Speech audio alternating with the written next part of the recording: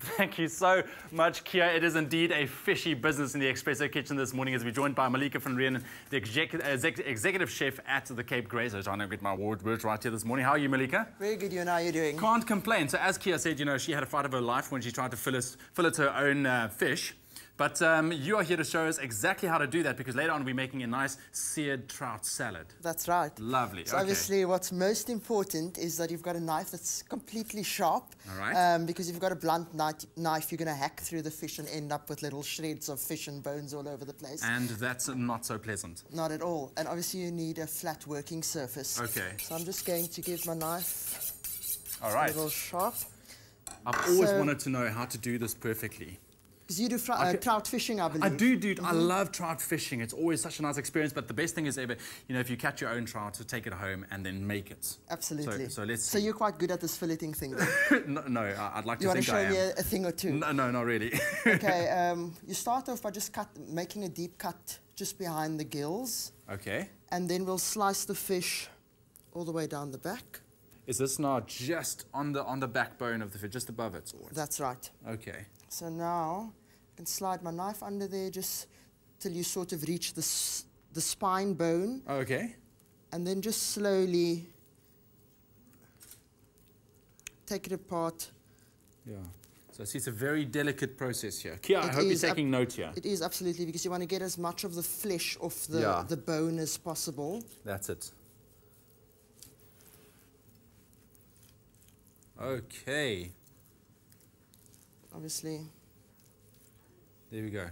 You see, it is definitely fishy business on how to fillet a fish. You need to know exactly what you're doing. There we go. See, now you have a nice piece of meat. So that's your fillet, and obviously you've got lots of loose little bones there, which so you we'll just clean that off afterwards.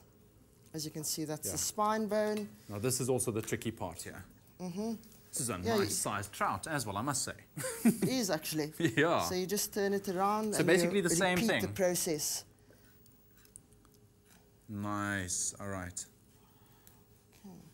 Sure. Okay. So do you enjoy trout fishing at all? Well, personally, I don't really fish. I wish I had the time to. So then you would do it, eh? Absolutely. All right. Okay, so we can just get rid of that. And obviously you remove as much of the flesh as you possibly can. There we go. Let's dump that. Thanks, Ewan. All right, and then you remove part of the flesh as well. Is it necessary, or can you still use the skin as well? Yes, of course you can use the skin. It crisps up quite nicely if you use a non-stick pan. Yeah. Warm it up, a little bit of olive oil, and then just cook it skin side down first. Yeah. And let it crisp for a couple of minutes. So we're taking off that. So most of the bones are removed. Yeah.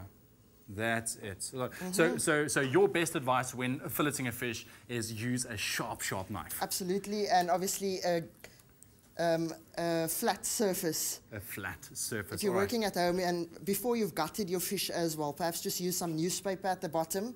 It just makes it a lot less messier. Yes. All right, perfect. So we are going to be finishing this up. After the break, we are going to use this very, very nice fish in our seared trout salad. Don't go anywhere.